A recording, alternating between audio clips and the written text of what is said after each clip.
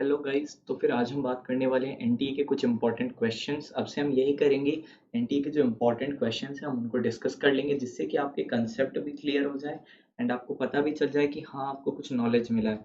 तो चलिए question number 1 से हम चालू करते हैं। यहाँ पे ऐड नोट्स कर लेते हैं। Okay, if in an individual, okay, अगर आपको डायकाइनेसिस देखना है तो अब क्या चीज़ सूटेबल है इसमें, ये देखते हैं, नोटिस करते हैं। सबसे पहले यहाँ क्या क्या दिया हुआ है, आइए। ये अगर आप देख पा रहे हो, कहीं पे एक्सिलरी बर्ड का दिखा दिया, इलाका एक छोटा सा स्टम्प है। ओके, उसके बाद क्या बोला गया है यहाँ पे, अगर आप देख रहे हो, ये वाला, ये बेसिकली अनियन के इधर इधर रूट्स दिखा दिए जा रहे हैं इसके। और ये है जो आप नीचे ड्राइंग देख रहे हो, ये शूट एपिकल मेरिस्टेम है। Shoot apical meristem. अब और ये जो ऊपर का बर्ड है, ब्यूटी बर्ड। अगर अब आपको ध्यान से देख, फ्लोरल बर्ड, बेसिकली लिख लीजिए फ्लोरल बर्ड ना। अब आपको अगर डायाकाइनेसिस देखना है, ये मियोसिस का पार्ट होता है, मियोसिस का। तो याद रखिएगा, आपको अगर डायाकाइनेसिस देखना है तो you will definitely look for the floral bird only, because otherwise नीचे नीचे सब में क्या हो रहा है, माइटोसिस हो रहा है। चलिए आइए एक और सवाल की तरफ आगे बढ़ते हैं। नाउ, आजकल एनटीए ड्राइंग बेस्ड क्वेश्चन ज़्यादा दे रहा है, तो मैं आपको बोलूँगा अच्छे से प्रिपेयर करने। एनटीए का मॉक टेस्ट हो सके तो खुद भी सॉल्व करिए। नाउ एक और ये वाला बहुत ही बेहतरीन क्वेश्चन लगा मेरे को, मेरे हिसाब से बहुत सही था। Now, due to non disjunction, याद आ रहा है डिसजंक्शन कौन से फेज में होता है मियोसिस के? अब जल्दी से बताइएगा, मियोसिस के कौन से फेज में डिसजंक्शन होता है? ओके, आई गेस सबको पता होगा। चलिए देखते हैं। यहाँ पे बोल दिया गया, नॉन डिसजंक्शन के कारण जो सेपरेट होना चाहिए था, आपको ऐसा होता है ना जनरली, 22 ए प्लस एक्स या फिर 22 ए प्लस वाई, मेल का स्पर्म ऐसा होता है ना। हाँ, बट यहाँ पे क्या हो गया, ओके, एक बोला गया कि स्पर्म, कुछ स्पर्म में ऐसा स्ट्रक्चर आ गया और कुछ स्पर्म में आया ही नहीं, मतलब वाई आया ही नहीं। तो इसमें क्या प्रॉब्लम हो गया, एक्स वाई दोनों ही नहीं आए। और इनको जो तुम्हारे एग है, ये एग नॉर्मल है, मतलब औरत नॉर्मल है, और इंसान के अंदर, मतलब बोलते हैं मेल के अंदर नॉन डिसजंक्शन हो गया। तो अब यहाँ पे आप बताइएगा कि इसमें कौन से टाइप के आपको ऑफस्प्रिंग मिल सकते हैं, जिनको कैसा जेनेटिक डिसऑर्डर होगा, ये देखते हैं। सबसे पहले आप एक बार मीटिंग करवा के देखते हैं। पहला कैसा बोला गया, 22 ए प्लस एक्स वाई, और ये नॉर्मल, मतलब एक्स प्लस एक्स वाई जोड़ोगे तो एक्स एक्स वाई आएगा, मतलब 22 ए प्लस एक्स एक्स वाई। तो ये क्या चीज़ को रिप्रेजेंट करता है, शायद आप लोग समझ गए होंगे कि ये वाला रिप्रेजेंट करता है क्लिनफेल्टर सिंड्रोम को। अब हम बात करते हैं, अगर 22 ए प्लस एक्स, यहाँ ओ है, इसमें एक्स गायब है ना, मतलब डायरेक्टली खाली जीरो, ओ का मतलब जीरो होता है, कोई ओ खोल के कोई क्रोमोसोम नहीं है। हाँ, इसको आप मेटिंग करवाओगे तो आपको यहाँ पे अगर फर्टिलाइज हुआ तो 22 ए प्लस एक्स ओ मिलेगा। ये जो है ना, ये प्लॉइडी किसके दिखती है, ऑब्वियसली आपको टर्नर्स फीमेल में मिलेगी। टर्नर सिंड्रोम में जो फीमेल है उसमें मिलेगी। तो आई गेस आपको आंसर पता चल गया होगा, answer will be number A. Turner इधर हो गया और क्लाइनफेल्टर ये हो गया। चलिए एक और सवाल की तरफ हम आगे बढ़ते हैं। Now, okay, which of the following is a histopathological examination? Histopathology, pathology obviously the study of suffering. Okay, now histology, और histo बोलते हैं तो मतलब आप टिश्यूज को देखोगे ना, आप टिश्यूज को देखोगे तो यहाँ पे कैसे देखोगे आप, histopathological, basically biopsy is the method of choice. यहाँ पे आप क्या करते हो कि इंसान को, जैसे मान लो किसी को ब्रेस्ट कैंसर है, तो मान लीजिए अगर मैं यहाँ पे ऐसे ब्रेस्ट कैंसर के लिए एक बार, एक अज्यूम करते हैं हम बनाए हैं। ओके, तो क्या क्या आपने नीडल लिया, बायोप्सी का नीडल लिया, बायोप्सी के एक नीडल होते हैं, मान लो यहाँ पे एक लंप था अंदर, अंदर जाके लंप से कुछ टिश्यूज ले लिए। अब आप उसको स्टेन करके स्लाइड बना के देखोगे, स्लाइड बना के देखोगे माइक्रोस्कोप के नीचे, ऑब्वियसली आप देख लोगे तो आपको पता चल जाएगा हाँ कैंसरस है या नहीं है, प्रॉपर्टीज पता चल जाएंगी। चलिए, तो इसका आंसर हो जाएगा बायोप्सी। ओके, नाउ एक और सवाल की तरफ गई से हम आगे बढ़ते हैं यहाँ पे।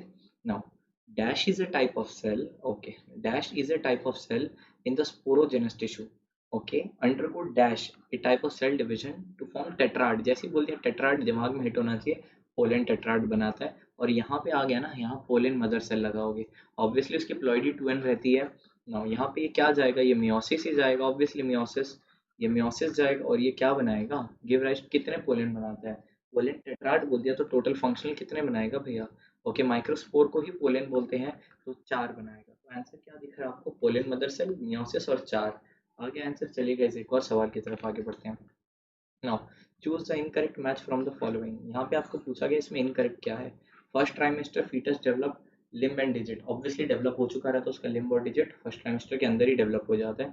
Second trimester body covered with fine air, fifth month, याद आ रहा होगा। ओके, सो गाइस, अगर आपको ये नहीं पता कि ये सब कैसे याद रखना, एनटीए इज वेरी फोकस्ड, आपको ये सब डेटा दे रहा है। आप चाहे तो इंस्टाग्राम पे देख सकते हो, वहाँ की कंसेप्ट बोल के एक मैंने अपलोड करके रखा है, 50 to 60 की कंसेप्ट अपलोड किया है गेस।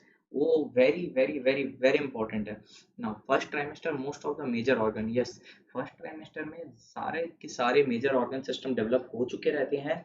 अब क्या आती है प्रॉब्लम इसमें, ये समझिएगा। याद करो आप थैलिडोमाइड, आप लोग अगर क्या करते हो, आप लोग थैलिडोमाइड लाइक को ड्रग देते हो या टेराटोजेंस, टेराटोजेंस बहुत प्रॉब्लम कर देता है फर्स्ट ट्राइमेस्टर में। क्यों? क्योंकि first trimester is the phase of organogenesis, मतलब ऑर्गन सिस्टम डेवलप हो रहे हैं। अगर ऑब्वियसली कि तुम इस फेज में इंटरप्ट करोगे तो ऑर्गन का सिस्टम फॉर्मेशन नहीं होगा सही से। एक और देखते हैं, second trimester foetus is ready for delivery. Okay, तो ह्यूमंस बोले हंसेंगे यार, जोक है क्या ये? हाँ, थर्ड ट्राइमेस्टर के बाद होता है ना, याद है तो भैया 9 महीने, मतलब 9 मंथ का मतलब 3 ट्राइमेस्टर्स होते हैं, तो option number D is the incorrect one. चलिए एक और सवाल की तरफ आगे बढ़ते हैं। Now the amount of urea, NCERT का लाइन है, एक दिन में कितना यूरिया एक्सक्रीट होता है, आंसर आएगा 25 से 30 ग्राम। ओके चलिए एक और सवाल करते हैं। मैक्सिमम वाटर पोटेंशियल, भाई मैक्सिमम वाटर पोटेंशियल मतलब तुम्हारा साई डब्ल्यू मैक्सिमम किस में होगा? ऑब्वियसली साई डब्ल्यू मैक्सिमम कितना होगा? जीरो। जीरो। हाइपोटोनिक सॉल्यूशन, देखो सॉल्यूशन बोल दिया, सॉल्यूशंस में होगा नहीं। ओके, आंसर हो जाएगा प्योर वाटर, प्योर वाटर याद रखिएगा, जीरो होता है। चलिए गाइस एक और सवाल। नाउ ह्यूमन में क्या पूछा गया आपसे, in human blood passes from the inferior vena cava to the diastolic right atrium of the heart, मतलब आईवीसी, मतलब इंफीरियर वेना कावा का दूसरा नाम आप लिख लीजिए, पोस्ट कैवल वेन भी बोलते हैं इसको, इसको बोलते हैं post caval when. Now post caval when से कहाँ पे? राइट एट्रियम पे जाएगा, और डायस्टोलिक मतलब वो रिलैक्स करके रखा है ऑब्वियसली। तो आप बताइए कैसे जाएगा? Because of the pressure difference. याद रखिएगा तुम्हारे हार्ट में प्रेशर का ही गेम होता है, इधर से उधर जो ब्लड जाने का। चलिए तो answer will be number D, pressure difference between the IVC and the atrium. Now एक और सवाल करते हैं। Identify the incorrectly matched joints of our body. Incorrect जो गलत है, आइए देखते हैं। Ball and socket joint, yes, तुम्हारा ह्यूमरस और पेक्टोरल गर्डल, मतलब यहाँ पे स्कैपुला बोला जा रहा है। हाँ, स्कैपुला और ह्यूमरस के बीच रहता है, स्कैपुला की जो ग्लिनॉइड कैविटी होती है ना, हाँ, ग्लिनोइड कैविटी उसमें होता है। चलो उसके बाद हिंज जॉइंट, नी जॉइंट होता है एग्जांपल, और एक और एग्जांपल लिख लीजिए आप, एल्बो जॉइंट का। Pivot joint is between atlas और एक्सिस। एक और बता दूं क्या? रेडियस और अल्ना के अपर साइड पे भी मिलता है ये वाला, ठीक है, याद रखिएगा पिवट। और क्या बोला गया है यहाँ पे? Gliding joint between carpal and metacarpal और थंब, गलत हो गया। Thumb is called as first digit, है ना? तो याद रखिएगा कार्पल और मेटाकार्पल, फर्स्ट मेटाकार्पल और कार्पल के बीच कैसा जॉइंट रहता है? सैडल जॉइंट रहता है, सैडल लिख लीजिएगा। Saddle variety of synovial joint रहता है, saddle variety of synovial joint रहता है। चलिए गाइस आगे बढ़ते हैं एक और सवाल की तरफ। नाउ चलिए, नाउ ओके, चलिए आइए आगे बढ़ते हैं। नाउ ये वाला क्वेश्चन आएगा, सबको दिख रहा है यहाँ पे, DNA is a polynucleotide, each nucleotide molecule, आ जाइए, एक न्यूक्लियोटाइड मॉलिक्यूल में नाइट्रोजनस बेस, चलो ऐसे हम लोग बनाते हैं यहाँ नाइट्रोजनस बेस।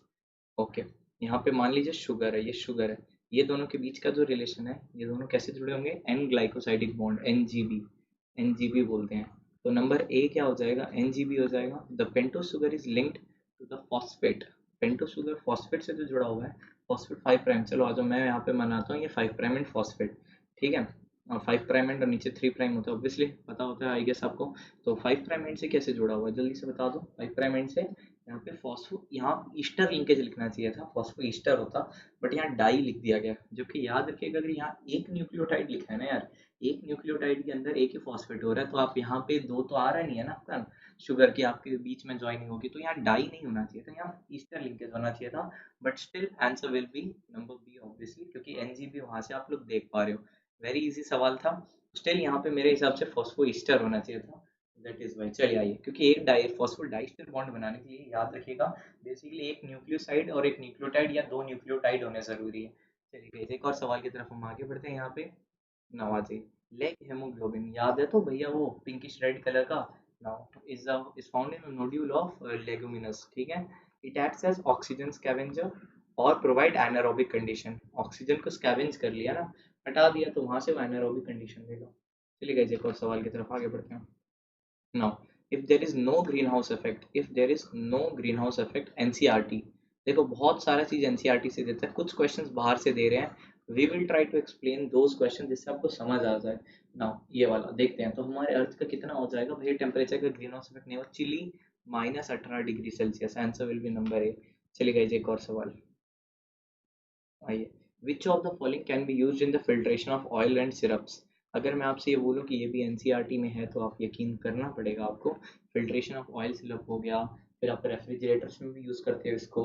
तो ये क्या हो जाएगा आंसर? डायटम्स, डायटोमिशियस अर्थ याद आ रहा है वो, डायटोमिशियस अर्थ। चलिए गाइस एक और सवाल करते हैं।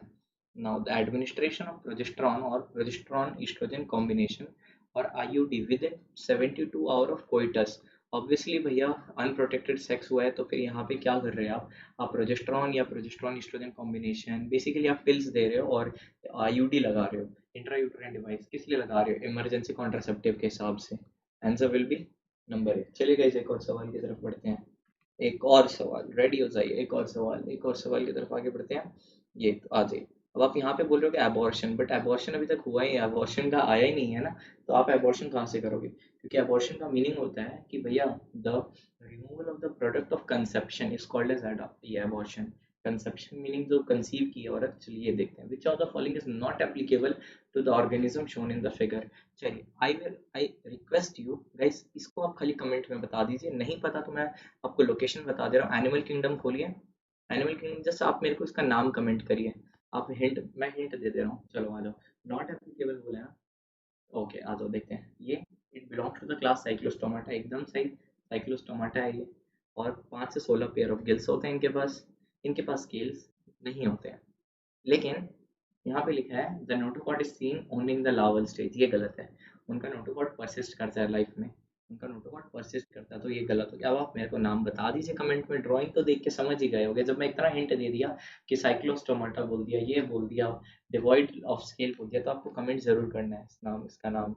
चलो आ जाओ एक और देखते हैं। No, which of the following is an incorrect statement regarding the benign tumour. देखो दो टाइप के ट्यूमर होते हैं, ट्यूमर, एक होता है बेनाइन और एक होता है मैलिग्नेंट। मैलिग्नेंट नाम से पता चल रहा है भ्रष्टाचारी है ये, एकदम मैलाइन एकदम। तो क्या है भैया, ये रैपिड ग्रोथ दिखाता है, ये मेटास्टेसिस करता है, मतलब एक जगह हुआ है ना। सपोज किसी औरत के ब्रेस्ट कैंसर हुआ, उसके ओवेरियन कैंसर होने का भी बहुत खतरा रहता है। ठीक है, तो ये क्या हो गया, ब्रेस्ट से ओवेरी पे, तो इसको बोलते हैं मेटास्टेसिस की प्रॉपर्टी। या फिर किसी को प्रोस्टेट का कैंसर हुआ है, उसको वर्टिब्रल कॉलम में कैंसर हो सकता है, उसको भी बोलते हैं मेटास्टेसिस की प्रॉपर्टी। और ये है ना, ये मेटा, ये क्या बोला मैंने अभी, बेनाइन के बाद मैलिग्नेंट। मैलिग्नेंट वाले बहुत जल्दी ग्रो करते हैं, not the benign. Benign localised होते हैं, कहीं भी एक जगह पे हो गया वहीं रहते हैं। ओके, तो उनको सर्जरी से ठीक किया जाएगा। ओके, तो इसका आंसर क्या हो जाएगा, बेनाइन का, बेनाइन का हो जाएगा, ये गलत है। ये they do not grow very rapidly. चलिए गाइस एक और सवाल करते हैं। No, Now, which of the following is characterized by the presence of multicellular mobile colony?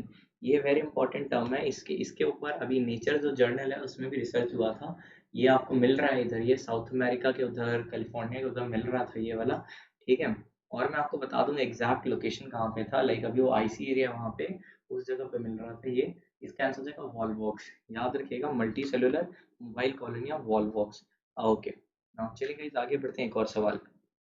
No. Which of the following is present at the posterior pole of the eye, lateral to the blind spot? देखो lateral to the blind spot बोल दिया ना, blind spot कहाँ पे होता है भैया, जहाँ पे तुम्हारा क्या हो रहा है, बेसिकली ऑप्टिक नर्व हो रहा है ना एंटर, याद आ रहा है तो भाई। Okay, vitreous chamber, vitreous chamber तो पूरा ही इलाका है, और फोटो रिसेप्टर सेल तो हर जगह रहते हैं। Answer will B macula लूटिया। Macula लूटिया वो येलोइश कलर का रीजन है, येलो कलर का, because of the pigment lutein. लिख लीजिएगा, लूटीन, लूटीन पिगमेंट के कारण। एम्स का क्वेश्चन आया हुआ था कि मैकुला लूटिया और तुम्हारा कॉर्पस लूटियम में क्या सिमिलैरिटी है, just because of the yellow colour they are similar. AIIMS का क्वेश्चन है ये। चलिए गाइस एक और सवाल करते हैं। now ये वाला एक और सवाल दिख रहा है आपको, in the given diagram spine और टेंड्रिल। अब बताइए स्टेम का जो मॉडिफिकेशन है वो बताइए। आइए अभी आपको एलिमिनेट कर देता, पहला जब स्पाइन बोल दिया ना, स्पाइन बोगनविलिया का आ जाएगा एकदम अच्छा। जैसे बोल दिया स्टेम वाला, बोल दिया स्पाइन दिख रही है, स्टेम का मॉडिफिकेशन बोगनविलिया। दूसरा वाला टेंड्रिल दिख रहा है, टेंड्रिल। अब आप बोलोगे सर जी टेंड्रिल तो बहुत जगह होता है, tendril of dash dash dash पढ़ा आपने, यहाँ पे क्या हो जाएगा, यहाँ ग्रेप वाइन मारोगे, क्यों मारोगे, अब रीजन बताता हूँ। जो ऊपर ओपनसिया है, ओपनसिया जो ऊपर लिखा है वो स्पाइन का मॉडिफिकेशन, उसमें तुमको क्या बनाता है, याद आ रहा है, फाइलो क्या बनाता है, अब मैं ही बताऊँ क्या, फाइलोक्लाइड्स याद आ रहा है, तो फ्लैट एंड वाला। और उसके बाद तुम सिट्रस में थॉर्न बोल सकते थे, बट यूफोरबिया अलग हो गया यहाँ पे। हाँ, यूफोरबिया अलग हो गया, यूफोरबिया में सिलेंड्रिकल बॉडी बनती है स्टेम की। तो गाइज आंसर हो जाएगा नंबर डी, बोगनविलिया और ग्रेप ग्रेप वाइन। चलिए गाइज एक और, क्योंकि टेंड्रिल रहते हैं ग्रेप वाइन में। चलिए एक और सवाल करते हैं। नो, यहाँ पे आपको एक पिरामिड दिया हुआ है, अब आप यहाँ पे बताइए इसके लिए करेक्ट क्या चीज़ है। ओके चलो, मतलब जो बोला गया है इसमें यूनिवर्सल है, इस पिरामिड के लिए यूनिवर्सल, आइए हम लोग देखते हैं इस पिरामिड के लिए क्या चीज़ यूनिवर्सल। आ जाओ देखते हैं, आ जाओ। It is pyramid of number without any exception. ये तो गलत हो गया जी, कैसे गलत हो गया? Pyramid of number is not always upright, ये अपराइट पिरामिड है ना, अपराइट नहीं होगा। Pyramid of biomass without any exception, ये भी गलत, क्यों गलत सॉल्व भैया?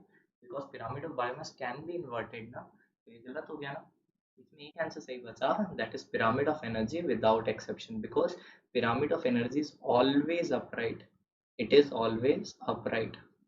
ओके सो गाइस, अगर आपको ये वीडियो पसंद आई हो तो आप ज़रूर लाइक करिएगा।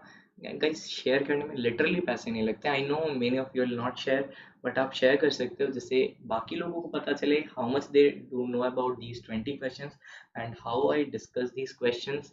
यू मे लाइक बोलते हैं, आप ज़रूर कमेंट करके बताइए तो पता चलेगा how can we improve more. Thank you so much for the patience hearing.